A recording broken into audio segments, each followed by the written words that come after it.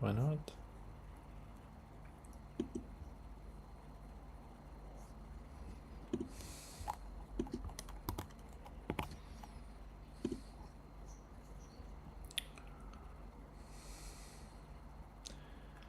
Brilliant. Okay, we are live. Should be anyways. Let's just share the link as always. Share the link with the guys in the group.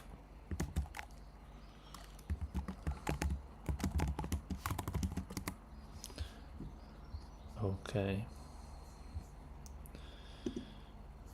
Fantastic. Right. Let me just double check that we can see. Yeah, okay. So, Arturo is already texting, is already acting in the chat.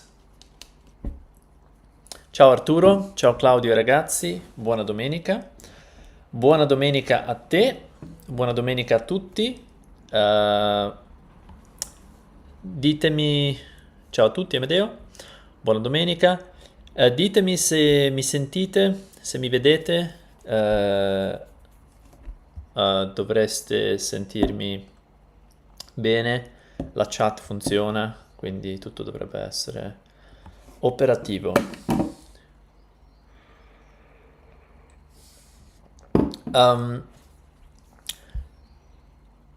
Mi sento bene, ok, tutto ok, bene, bene. Mi sento bene means I'm good, I'm okay, I feel good. So if someone asks you, come ti senti? How do you feel yourself? Come ti senti? You can say mi sento bene. That means how are you? I am good. Sentire is used in very different ways in Italian. It means to hear, sentire, io sento, ti sento, I hear you, ti sento. But it can also mean I feel, right? To feel. Like, mi sento bene. I feel good. Mi sento bene doesn't mean I can hear myself well, because that doesn't even make sense. Good. So I think Arturo volevi dire ti sento bene, which means I can hear you well. Right, subtle difference, but very important. Welcome to this new episode of... Yeah, ti sento bene. Welcome to this new episode of Learn Italian Live. This is an Italian mastery live session. What do we do here? We learn Italian. Italian, just like anything else, cannot be taught, can only be learned. So that means that we need to practice, we need to do work, we need to do the legwork if we want to speak fluently. We have the most amazing Italian course in the world, the Italian Mastery University, but even that is not going to be enough.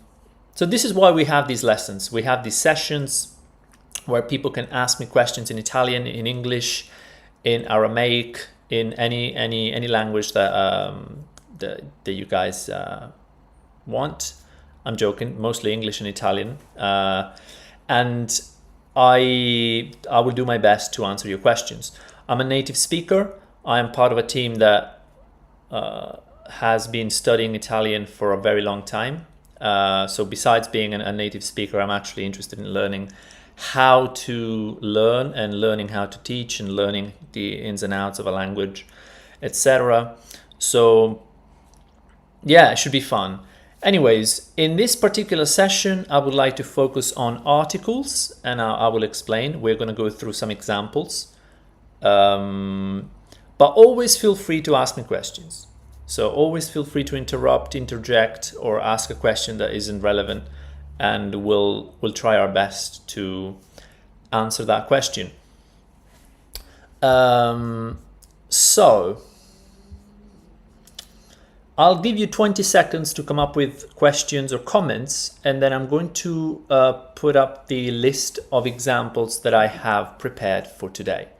We're going to read some examples, and they're going to be wrong. They're going to be wrong examples, and we're going to fix them one by one. I'm sure we can fix them. They're going to be Italian examples, and I even took the time to prepare them in advance.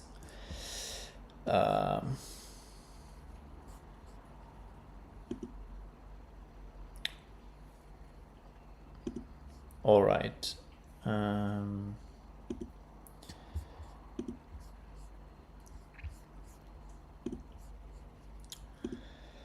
Okay. So it's unbelievable. This is already episode 14. This means that we've had 14 weeks of non-stop fun. Yeah, we've been improving our Italian for 14 weeks now. We haven't really followed a particular pattern or a path, but I think the value in these sessions is to be a bit random, right? Otherwise, it's not a live session. It's a live course, and that's not the same thing. Anyways, right. So let's talk about the summer. We have some examples. So what you're seeing is a list of examples related to summer, because it's now summer. So why not focus on that? These examples are somewhat they make sense, but they're not correct, or maybe they might be. I'm not sure. You'll have to tell me. So let's analyze these examples one by one.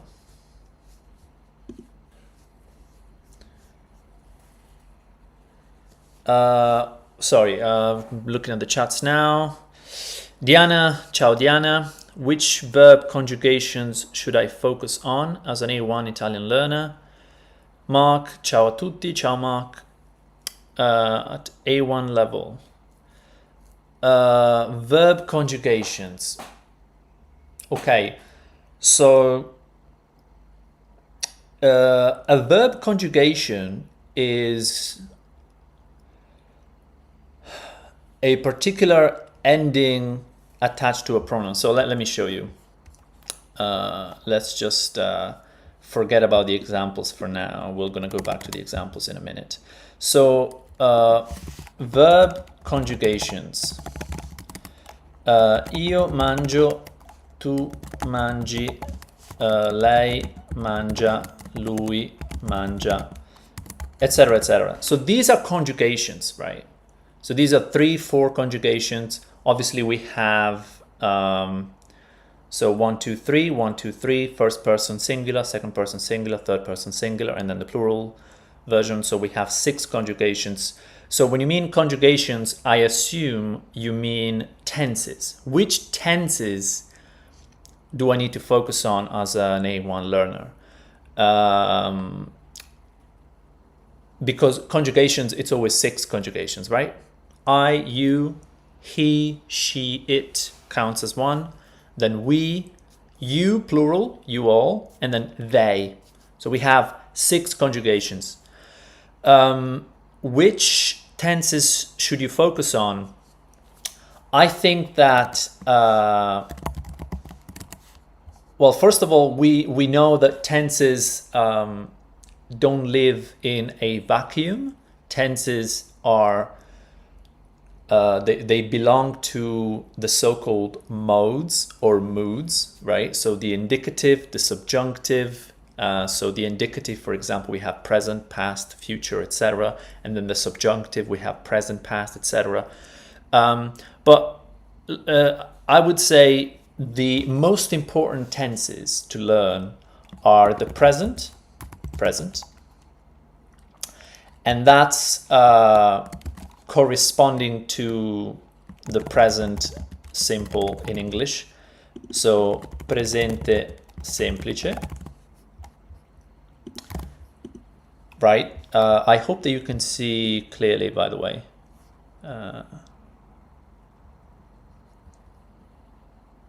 Yeah, I hope you can. Right? So, presente semplice, then I would say futuro semplice, future simple. And then there is the past, right? How do you talk about the past? So for example, yesterday I went to the shops, or 5 years ago I don't know what I did. I bought a sofa, right? So you need the past simple. The past simple, we are going to learn passato prossimo instead. Past simple. Now, passato prossimo is technically the present perfect, but never mind that. Italians use it as past simple, so I would strongly suggest to learn that. And these are the most interesting and the most important tenses to learn. Obviously, the infinite comes for free. Infinito. Infinite. So these are this is all I would say with regard to what should someone learn as an A1 learner, if I understand the question correctly. Yeah, A1. If you know, Diana, if you know these tenses already, or maybe you don't like my answer, just give me a comment. But I think that these are the most important tenses to learn. The subjunctive would be the next thing to focus on after this, and yeah, I guess, and also the conditional is important. I would, blah blah blah, and the subjunctive and the conditional are helpful for more complex scenarios. For example, an if statement, right? If I go to the moon, then this would happen, etc. So there's different cases where you would need to learn the subjunctive or the conditional or both. Right, so ciao dalla Croazia. Mladen, ciao a te. La Croazia penso che si scriva con la Z. Croatia. So Croatia is Croazia in Italiano. I think you should spell it with a Z. So passato prossimo, eccetera. Sì, lo vedo, grazie. Yeah, exactly, yeah. Passato prossimo. Sì, Croazia. Perfetto. Ok. Ricorda, Mladen, guarda Diana. Lei sta scrivendo sì con l'accento grave, perché del resto è un pronome. So you should use the grave accent to spell sì if you mean yes, because otherwise it is a pronoun, sì. These are very little things, So some of these things that I point out, many native speakers, out of laziness, would they would make the same mistakes. But there are certain things that native speakers can get away with that non-native speakers can't get away with. Or maybe it's something that you know already. Anyways, let's move on. If there's more questions, we can answer the questions later. Let's move on to the examples. So, We're talking about summer. Estate. Estate. If you have problems with pronunciation, ask me, because I love talking about it. I think it's very important, and I think it's underrated. Estate è bello. This is the first example. I would like you to understand this phrase and correct it if you can. Now, there has been an attempt already. Arturo, okay, I've read your message. Let's see if anyone else has anything else to say about this phrase. This phrase is in fact not correct, so we need to fix it. Estate è bello. If you said that to a native speaker, they would understand. Okay, yeah, you like summer, summer is nice, whatever. Yeah, I understand what you mean. However, the grammar is off. One thing to point out that sort of runs parallel to the fact that it's wrong. Estate. Estate. The pronunciation of the letter of the vowel E. I. It's closed. Estate. While in fact,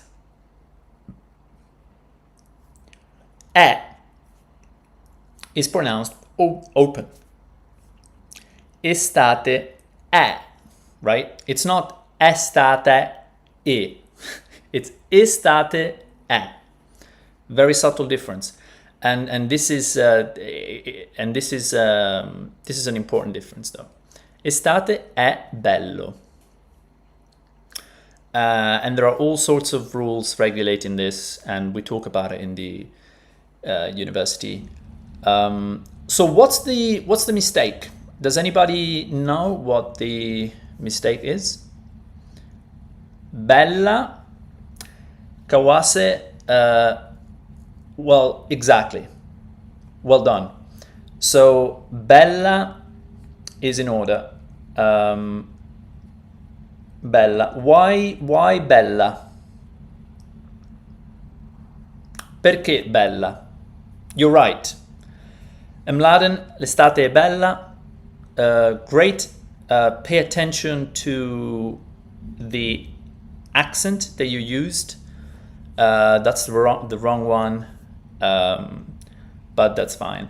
I'm sure that a lot of the things that I point out are just typos, and you know that I'm picky, but this is why we're here, right? You're here so that I can bother you. Right.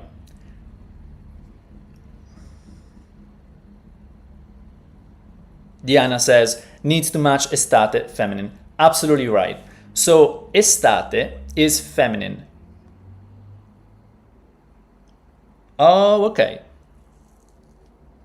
Mladen, non ho la E con l'accento grave nella mia tastiera. Vabbè, allora basta. Va bene così. Hai questo pass. Estate doesn't end in A, come primavera.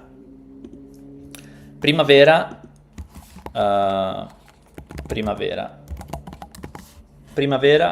ends in A, so that makes it a standard Italian word. It's standard because it ends in A and it's feminine. Let's do this. Okay. So primavera means spring, and estate means summer. Estate ends in E, but is a feminine word. So we need bella.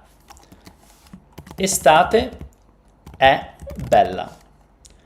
Something else is missing, which someone already pointed out.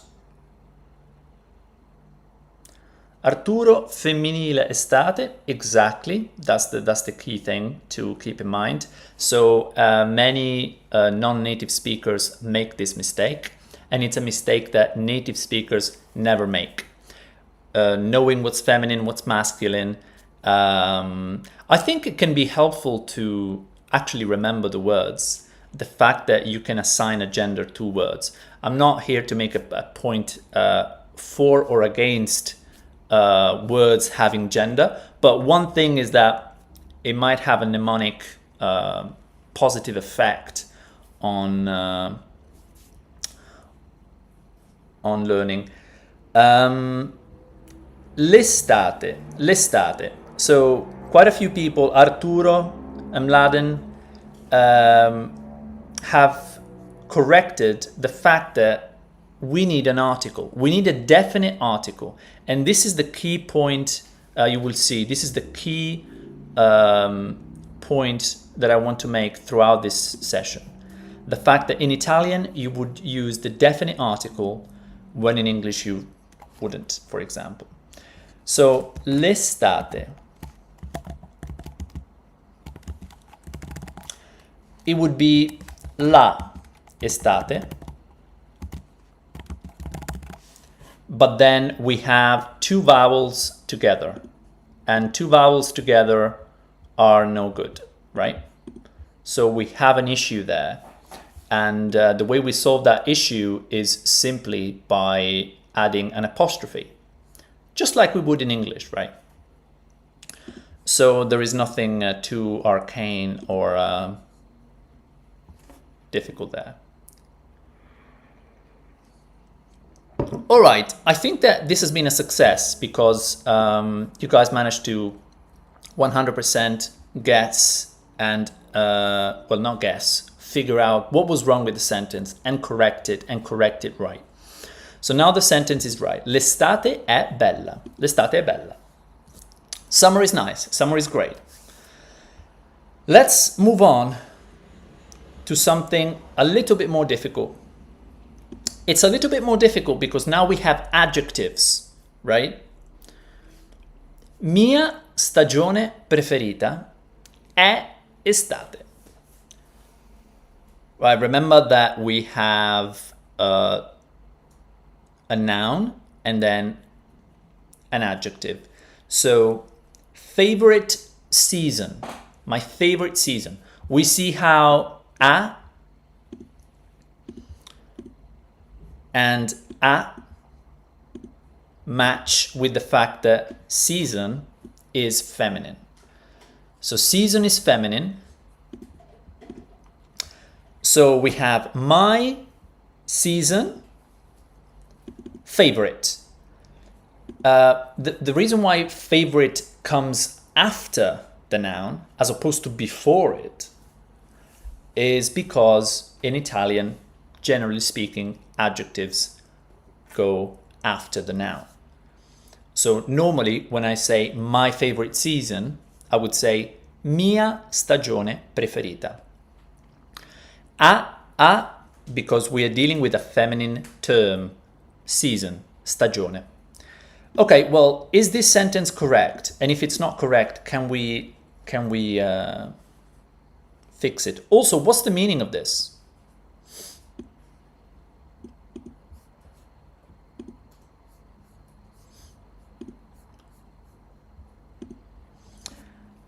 Mark, l'estate il mio stagione preferita.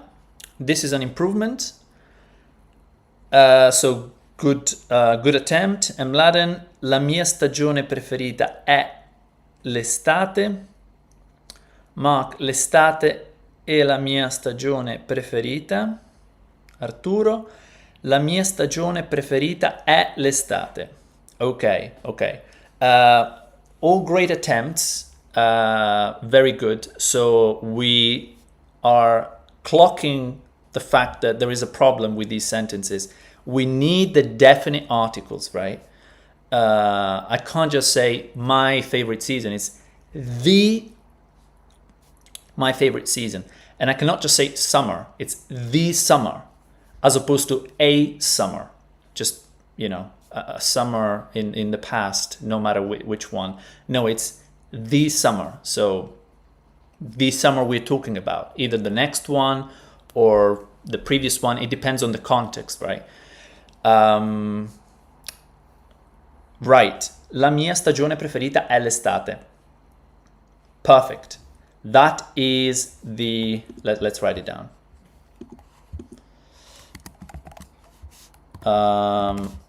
No thanks. I don't need the underline. La mia stagione preferita. So the fact that we have mia, then stagione, then preferita, this is correct. But it's the only thing that's correct. We need a definite article. La mia stagione preferita. The favorite season of mine is summer. È l'estate.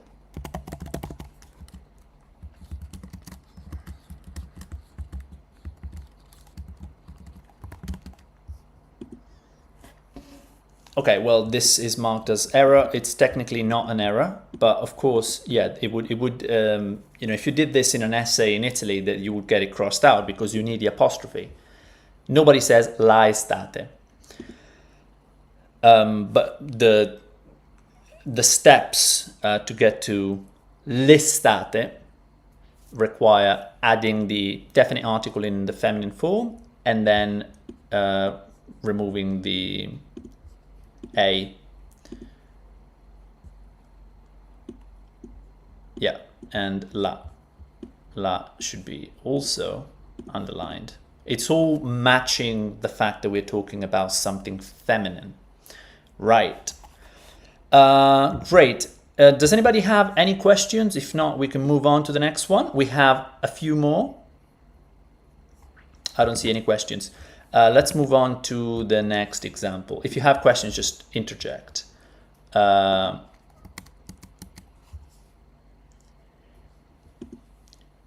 Ieri sono andato a mare con mia famiglia. And the meaning of the sentence, well, ieri, yesterday. Sono andato, that is the present perfect. I have gone, which is I went. So yesterday I went. An Italian would say, yesterday I have gone. In English, when you have the present perfect, you always use have and then the past participle. In Italian, you use have and the past participle unless the verb is transitive.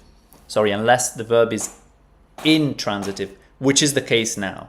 Andare, to go, is intransitive. So we use sono, which means I am. Yesterday, I am gone. That's the literal translation, but the actual translation is yesterday I went. Mare means the sea. It's the sea. Famiglia, family. Everything else I think should be known to everyone here. Please let me know if you have trouble, if this is too difficult, if this is too easy. Feel free to give me feedback.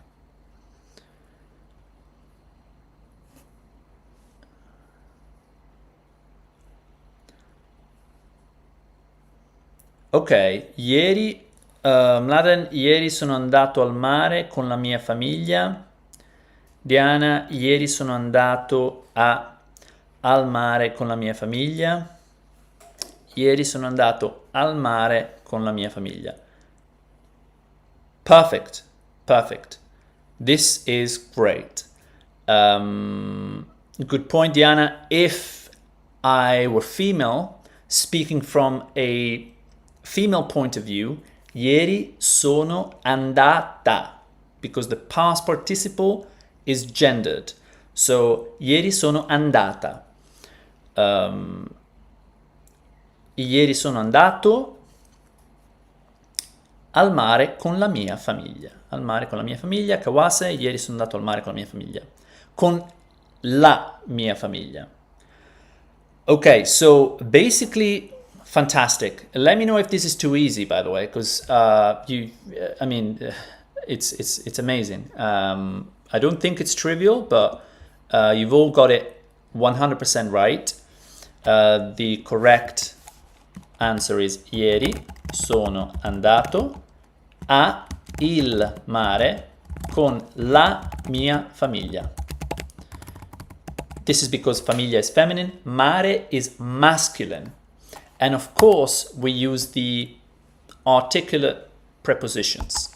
Ieri sono andato al mare con la mia famiglia. So we see how a plus il becomes al. Nobody says a il mare. Oops, I made a mistake. Okay, so this is okay, fine.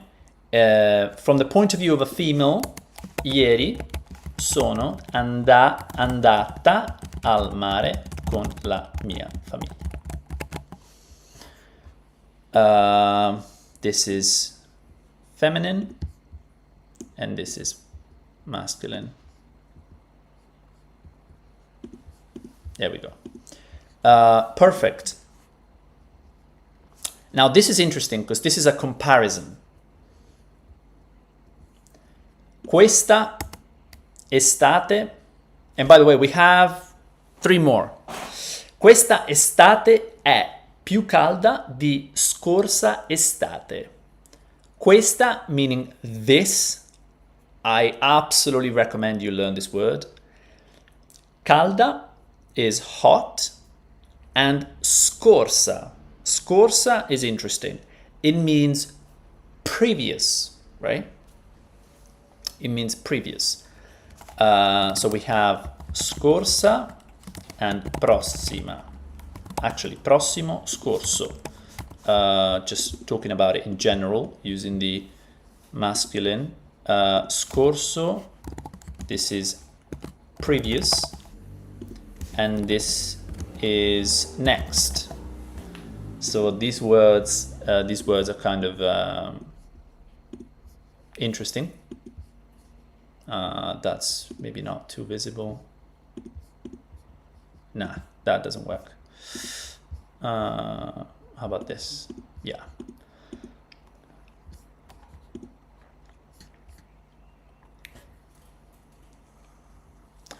Diana, need the practice. This is great. I appreciate it. I think this is the point, right? So that we can force ourselves to practice and be better. Questa estate è più calda dell'estate scorsa. Very interesting. Molto interessante, Mladen. Ottimo tentativo. Diana, quest'estate è più calda dell'estate scorsa. Ok. Arturo. Reinforcement is good. To hear your more in-depth explanations is very helpful for us to remember the information. Yeah, I bang on and on and on and on about the same stuff. I'm glad that it's not just me thinking that. But yeah, of course there is value in repetition. Lil Wayne said repetition is the father of learning. I don't see anything wrong with that. Repetition is crucial. Whether it's in our head or whether we actually act it out. And I think there is also value in pronouncing and practicing pronunciation. I hope that you guys practice pronunciation.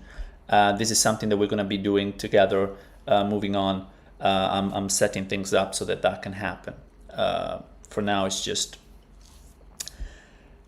practice, written practice. Ok. Quest'estate è più calda dell'estate scorsa. This is great, and it's correct. Let's go through it. Questa.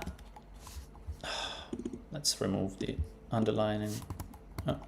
Questa estate è. So if I wanted to say it's the hottest, and this is another topic in and of itself, right? All the comparisons.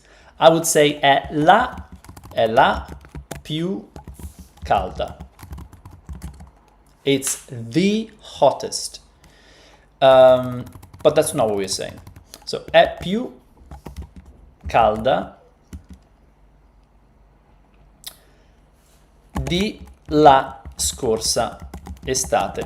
So we need to add, we need to add the definite article. But then again, who speaks like that? Di la, it's della. Questa estate, oh, super annoying. Let me get rid of the, questa estate è più calda della scorsa estate. So this is okay, but I've noticed that you guys use the expression dell'estate scorsa. I think it sounds even more Italian, dell'estate scorsa. La scorsa estate, there is no problem with that, but this is one of those interesting cases where really speaking Italian to Italians is the only way to learn how things are said. But I don't know if you are speaking out of knowing the rules, but your version is actually better. But both versions can coexist. So questa estate, let me just copy paste. È più calda della estate scorsa. And of course, because we have this problem, then we have to go with questa estate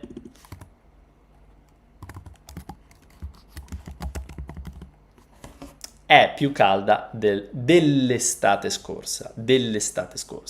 So we have a articulate preposition, and also we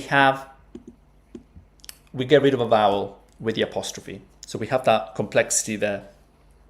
Questa estate è più calda dell'estate scorsa. Yeah, I think we've covered everything. There's no more nuances in this sentences. I have to say, well done. We now have some easy examples. I want to know if you have any questions. I don't see any questions, so let's move on to the last 3 examples. These are very, very, very simple. Dov'è Luca? Non lo vedo.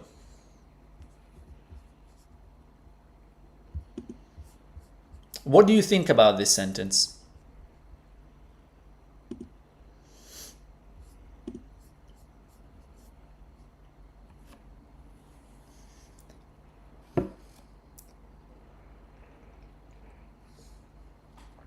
We almost finished. We have about another, I would say 10 minutes. Okay, Diana says, okay. Is this okay? Dov'è Luca? Non lo vedo. Non né sugli scogli, non né sulla spiaggia, deve essere nel mare. Oh, okay. That's interesting. So let's focus on the first part. Dov'è Luca? Non lo vedo. You guys are correct. So this is a normal, very common, very realistic, 100% correct sentence. Actually, 2 sentences, right? Dov'è Luca? Non lo vedo. I don't see him. Right? And we can go through all the steps, right? Dove è Luca? Io non vedo lui. And then it becomes it becomes what it is already. Non lo vedo. Yeah. So that is absolutely fine. What about this one? Non è sugli scogli, non è su spiaggia. Non è su scogli, non è su spiaggia.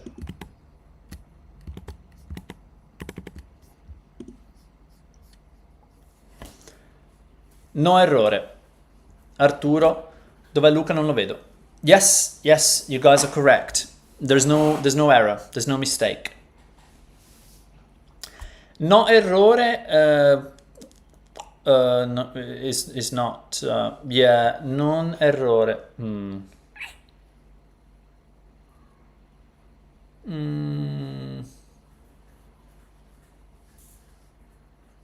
So an Italian would have said, let me just write it down.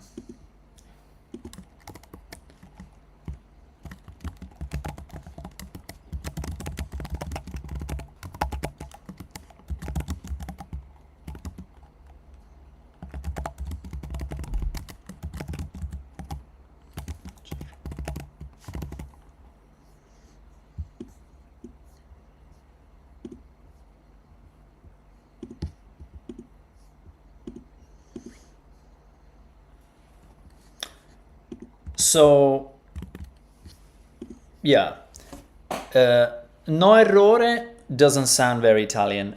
Non errore, again, doesn't sound very Italian either. I can understand clearly what you're saying. You're using Italian words. No errore. An Italian would have said è giusta. È giusta meaning the sentence is correct. È giusta. The omitted subject is la frase. La frase è giusta. Another very common thing would have been non ci sono errori. Non ci sono errori. There are no mistakes. Non sono ci in here. In here there are no errors, there are no mistakes, non ci sono errori. Or even non c'è errore. Non è errore,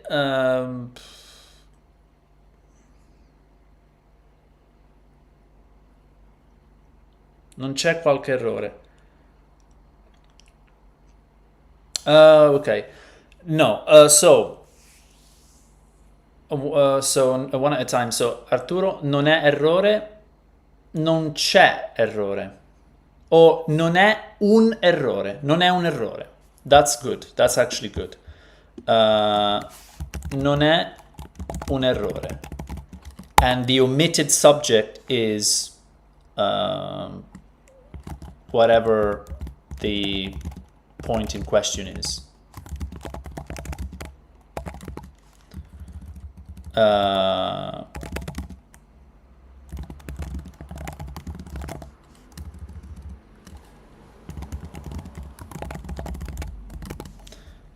È giusta la frase, non è un errore la frase,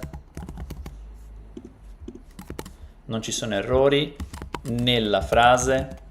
That's all omitted, right? It's all context. Non c'è alcun errore nella frase. Non c'è errore nella frase.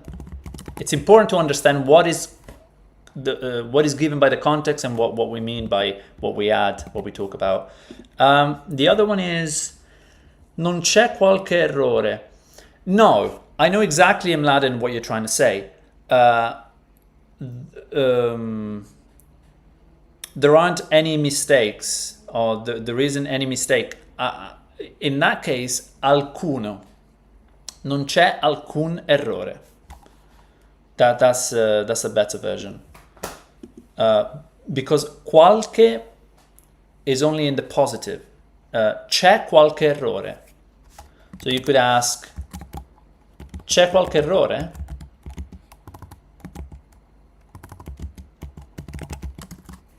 C'è qualche errore? Right. This could be a question. C'è qualche errore? And maybe you are you are signing some document and you ask the office, c'è qualche errore? Because they are looking at you in a weird or something. Non c'è alcun errore. non c'è alcun errore is better. Non c'è alcun errore. This one.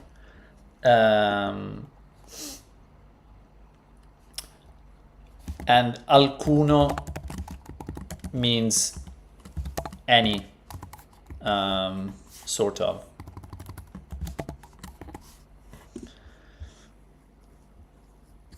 So these are examples that work.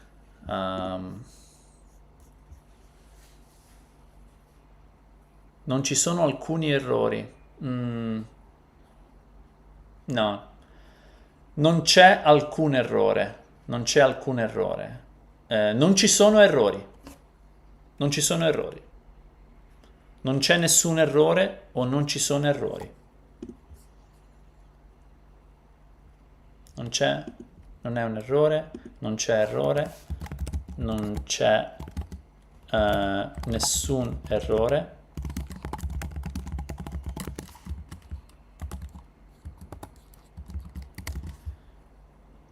Yeah.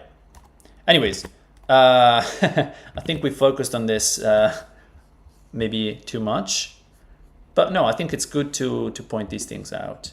Let me know if there's any question regarding this.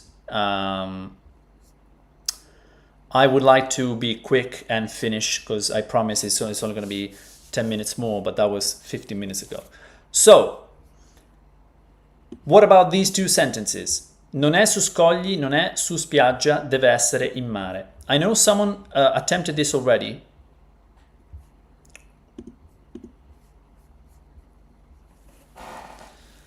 Super explanation. Thanks.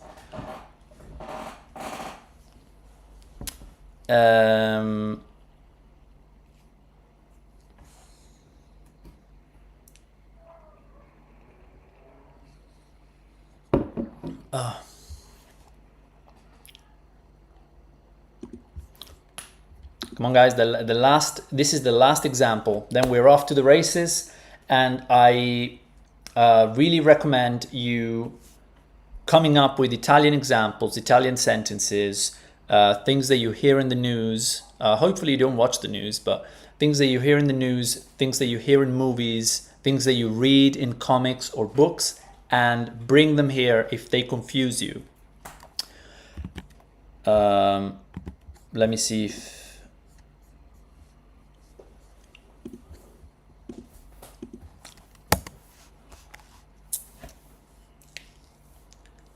So, let's go through it together. I understand that we've been doing this for a while and, you know, we're kind of tired. Non è su scogli, non è su spiaggia. So, scoglio means rock, especially when we talk about the big rocks that are in the, you know, near and around the beaches, in ports, harbors, things like that. So those rocks, I'm not talking about the smaller ones. So the massive rocks, so he's not on one of them and he's not on the beach. Spiaggia is beach in Italian. Of course, we need the articles. Nel mare, in spiaggia. In spiaggia. Okay, interesting. Okay, let's take a look. I'm gonna run through this quickly, but I like the fact that you're thinking about it. Non è sugli scogli. Non è chi? Lui. So, someone or lei. Non è sugli scogli. Non è su la spiaggia. So, sugli becomes sugli. Sulla becomes sulla. Non è sugli scogli, non è sulla spiaggia.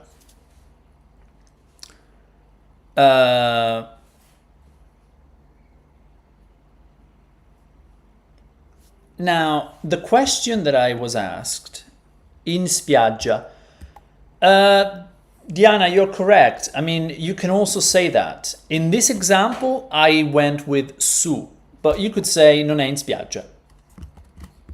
That's also correct. You wouldn't be able to say non è in scogli because it doesn't mean anything, right? You're not in the rocks. But you can say in spiaggia. Non è in spiaggia. That's also very possible. However, the focus of this last exercise wasn't just articles. It was the subtle difference between su and in. For example, su, a, in, and all the prepositions. Deve essere in mare. Now, normally, when Italians say, I go to the beach, they don't actually use the word beach. They say, we go to the sea, right? Andiamo al mare. Vuoi andare al mare? Io voglio andare al mare. Ieri sono andato al mare. Lei domani andrà al mare. Andiamo al mare. We don't say we go to the beach. We say we go to the sea. Al mare. We go to the sea. A il mare. Andiamo a il mare. Andiamo al mare. So this is the standard way to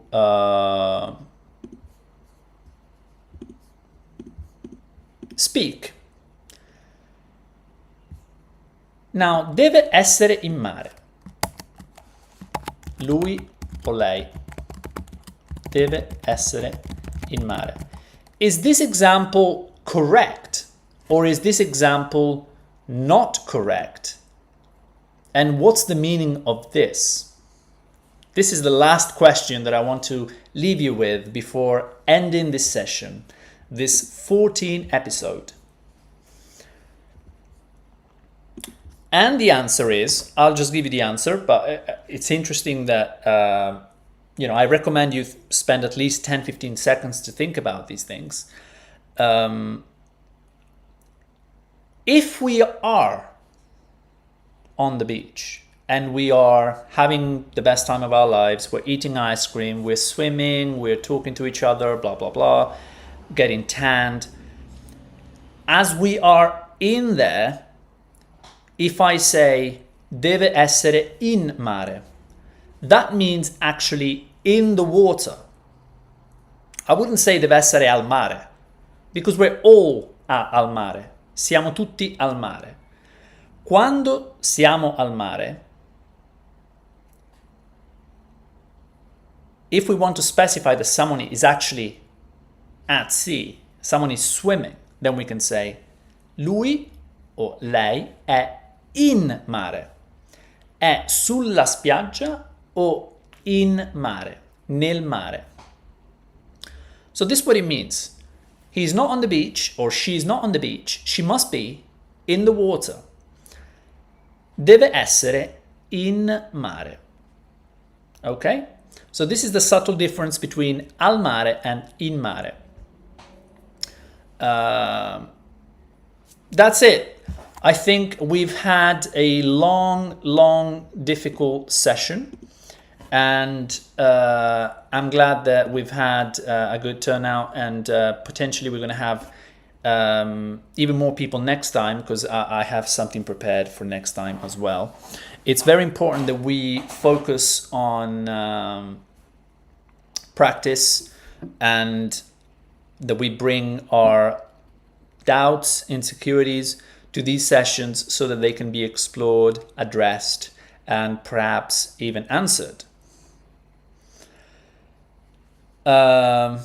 Grazie a tutti, è stata una bella lezione per me.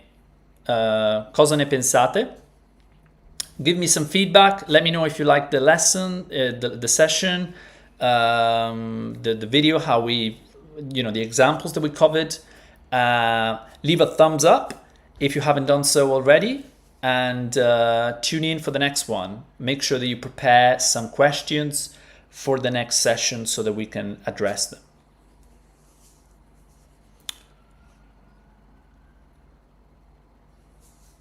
Arturo dice la frase è giusta, deve essere in mare, assolutamente.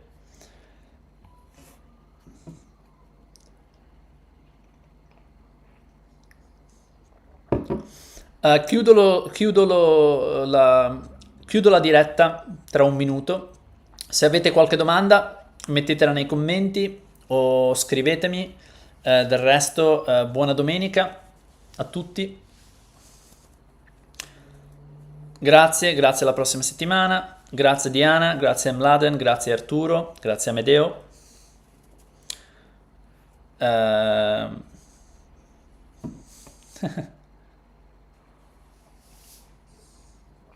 This is fun.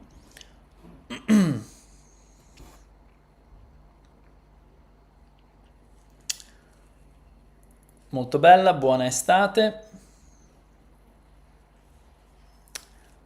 Grazie Fiore. Arturo, everyone give a like to the lesson. Grazie Arturo.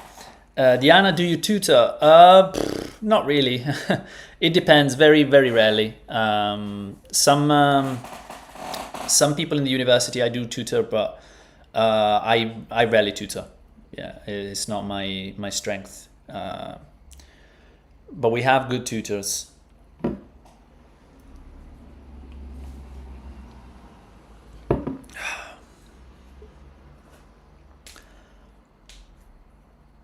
All right. Guys, it's really, really hot. I don't know where you live. I don't know where you're based. I know where some of you are based. Cosa bevi? Tè verde. Tè verde. I'm a big fan of tea. Bevo tè, non bevo caffè. È il tè pronunciato con l'accento grave o no? Secondo me no. Andiamo su Google.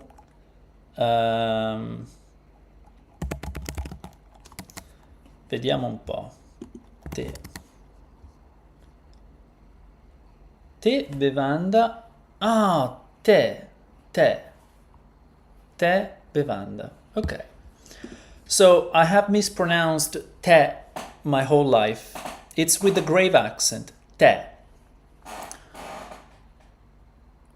No, I don't know if it's a problem with your keyboard, Mladen, but it's tè con l'accento grave, which surprises me because I thought that it would be... Yeah. It's to make it different from te, which is you, right? Scelgo te, amo te, te, acute accent, close sound. I drink tea, bevo tè, tè. Sounds a bit wrong, but it's correct.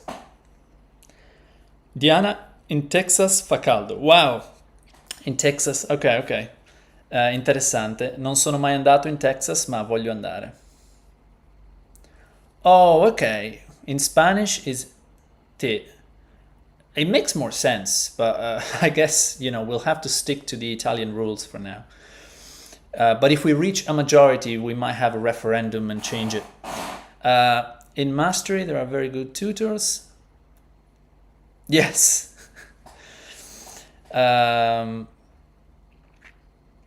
Perfect. All right, guys, it's been a pleasure. È stato un piacere. Mi fa piacere che ci siano tanti studenti vogliosi. È stata una bella lezione. Ci vediamo la prossima domenica. Remember, prossima, next. Ciao ragazzi, ciao Arturo, ciao a tutti, ciao Mladen, ciao Diana, ciao Amedeo, ciao Fiore. Ciao a tutti, spero di non aver dimenticato nessuno. Kawase, bene. Mark. Ciao a tutti ragazzi, buona domenica e ci vediamo alla prossima.